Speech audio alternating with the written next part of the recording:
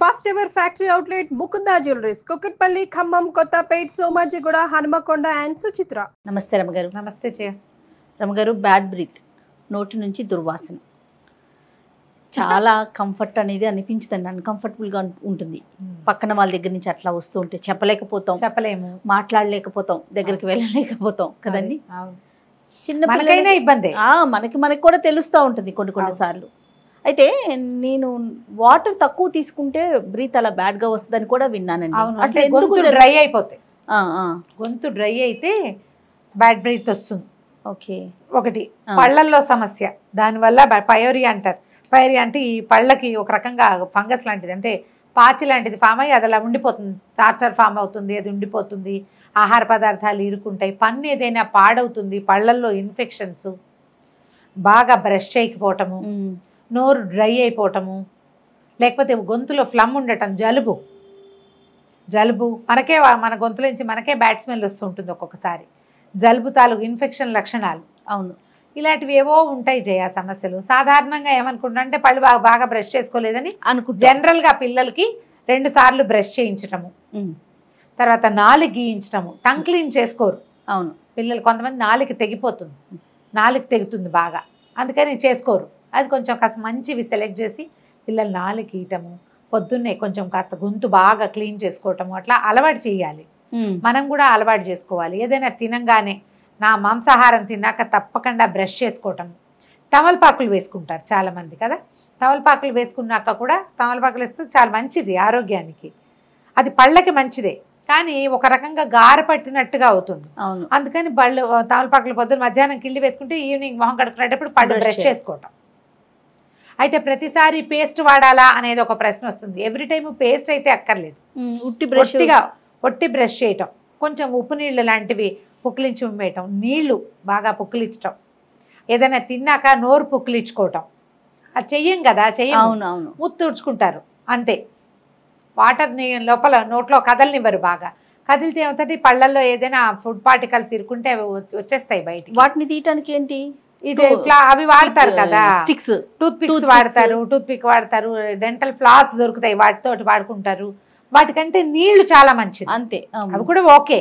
కానీ మనకి ప్రధానమైనది ఇది కదా, అలవాటు చేసుకోవాలి. అందుకని తరచుగా ఏదైనా తిన్నాక ఉల్లిపాయలు అవి తింటే ఆ ఉల్లిపాయల వాసన ఉండిపోతుంది, కదా. ఈ రైతాలు అవి తిన్నాం, బిర్యానీలు, ఫ్రైడ్ రైస్లతోటి అది ఉండిపోతుంది. అవును, పచ్చి ఉల్లిపాయలతో ఏదైనా చేస్తే, లేదా ఈ రోటీలు అవి తిన్నప్పుడు ఒక ఉల్లిపాయ తింటూ ఉంటారు. ఉల్లిపాయలు అవి తిన్నప్పుడు తప్పకుండా లెమన్ జ్యూస్ తాగే అలవాటు చేసుకోండి, ఉల్లివాసన రాదు. ఓకే, నేను చేసే ఒక మెథడ్ చెప్తాను. తక్కువే నేను తింటాం కూడా, కానీ ఏదైనా ఇలా ఆయిలీ ఫుడ్ తిన్నప్పుడు నోరు వాసన వస్తుందన్న అనుమానం ఉన్నప్పుడు కూడా చేయొచ్చు. నిమ్మరసం ఒక చిన్న స్పూన్లో పిండేసేయండి, ఒక చిటికెడు ఉప్పేసి దాన్ని ఇలా కదపండి జాగ్రత్త.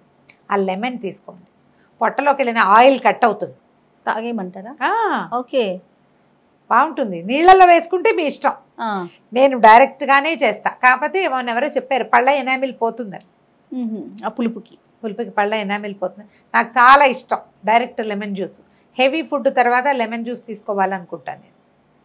ఈ ఉల్లిపాయలు అవి తిన్నవాళ్ళు కనుక నిమ్మరసం కనుక తీసుకుంటే నోరి వాసన సగం తగ్గిపోతుంది, నోటి వాసన తగ్గుతుంది. మరి పచ్చి ఉల్లిపాయలు తింటారు కదా, చాలా మందికి అలవాటు ఉంటుంది. పచ్చళ్ళల్లో ఏది మనం మిరపళ్ళ పచ్చడి, గోంగూర పచ్చడి తింటామా, దాంతో ఉల్లిపాయ నలుచుకుని తింటాం. పెరుగున్నెల్లో ఉల్లి ముక్కలు నలుచుకుని తినేవాళ్ళు కూడా ఉంటారు. కొంచెం ఈ సీజన్లో తక్కువ, చలికాలం అంత ఉల్లిపాయలు అంత ఎక్కువగా తినరు, కూరలు వేసుకుంటారు కానీ పచ్చి ఉల్లిపాయలు తినరు. సీజన్ మారినప్పుడు ఎండాకాలం ఎక్కువ తింటాం మనం, చాలా మంది తింటారు కదా. నీకైనా అలవాటు ఉందా? తక్కువ, పచ్చి ఉల్లిపాయ తక్కువ రమ్మగారు. ఉల్లిపాయ పచ్చళ్ళు, ఉల్లిపాయ పెరుగు పచ్చళ్ళు అవి తింటారు. తిన్నప్పుడు ఈ బాధ ఉంటుంది. ఇలా చేసుకోవచ్చు. కాకపోతే రెగ్యులర్ బ్యాడ్ బ్రీత్కి మాత్రం తప్పకుండా ఒకసారి డెంటిస్ట్ని చూడాలి, ఈఎన్టీ స్పెషలిస్ట్ని కూడా చూడాలి. పళ్ళల్లో ఏమీ లేదు అంటే గొంతులో ఏముందో సమస్య. కొంతమందికి గొంతులో కూడా ఫుడ్ పార్టికల్స్ ఇరుక్కుని ఉండిపోతాయి, ఫ్లమ్ వల్ల కూడా వస్తుంది. ఏంటి చూస్తే నీకు ఫ్లమ్ కొంతమందికి పేరుకుని పోతుంది కదా. వీటికి ఏంటంటే హాట్ వాటర్ చాలా మంచి సమాధానంగా ఉంటుంది. ఫ్లమ్ ఎప్పుడు కూడా హాట్ వాటర్ తోటి తగ్గుతుంది. తరచుగా రాత్రి పడుకునేటప్పుడు వేడి నీళ్ళు తాగటం, మధ్యలో కూడా మనకి గొంతులో ఫ్లమ్ ఉంది, చికాగ్గా ఉందంటే నీళ్ళు తాగుతుంటే స్మెల్ రాకుండా ఒకటి ఉంటుంది. రెండోది ఏంటంటే ఫ్లమ్ కరిగిపోతుంది, తగ్గిపోతుంది. సైనసైటిస్ ఉన్న వాళ్ళకు కూడా బ్యాడ్ బ్రీత్ ఉండేందుకు ఒక అవకాశం ఉందట. తానే అందరికీ ఏమి ఉండదు, కొంతమందికే ఉంటుంది. ఉన్నవాళ్ళు ముందు ఒకసారి డెంటిస్ట్ని మాత్రం తప్పకుండా చూడండి. పళ్ళల్లో ఏం ప్రాబ్లం లేదు అని అనుకుంటే కనుక ఇది రెండోది అవ్వచ్చు. ఓకే. దీనికి ఏం చేస్తారంటే చాలా మందికి అలవాటు ఒక లవంగా నోట్లో వేసుకోవటం, ఇలా ఏలక్కాయ వేసుకోవటం, లేదా పుదీనా వాటర్ ఒకటి తాగటం. పుదీనా నీళ్ళు కూడా అవి ఎట్లా అంటే పుదీనాని ఒక 4-5 దళాల్లాగా కోసుకోవటము. బట్ నీళ్ళలో నుంచి గ్రీన్ కలర్ వస్తుంది. నీళ్ళు ఎక్కువసేపు పుక్కిలి పట్టండి, ఉంచుకుంటే ఫుడ్ నోరు క్లీన్ అయిపోతుంది. ఇది మంచి అలవాటు. తర్వాత పళ్ళల్లో కనుక సమస్య ఉంది అని మనకు అనిపిస్తే కనుక లవంగాల నీళ్లు కూడా, లవంగాలు ఒక 10-12 లవంగాలు ఒక ఒక గ్లాస్ నీళ్ళలో వేసి బాగా మరగనివ్వండి. అది కూడా కలర్ మారుతుంది, ఘాట్ వస్తుంది నీళ్ళలో. ఆ నీళ్ళు ఎక్కువసేపు పుక్కిలు పట్టినా కూడా పళ్ళల్లో ఉన్న సమస్య పోతుంది. పేరుకుంటుంది కొంచెం గట్టిగా, దాన్ని ఫ్లేక్స్ లాగా పట్టేస్తుంది పళ్ళని, అది వదిలిపోతుంది. తర్వాత ఏమో వాసన కూడా తగ్గిపోతుంది. ఓకే. ఇవి ట్రై చేయాల్సిందే.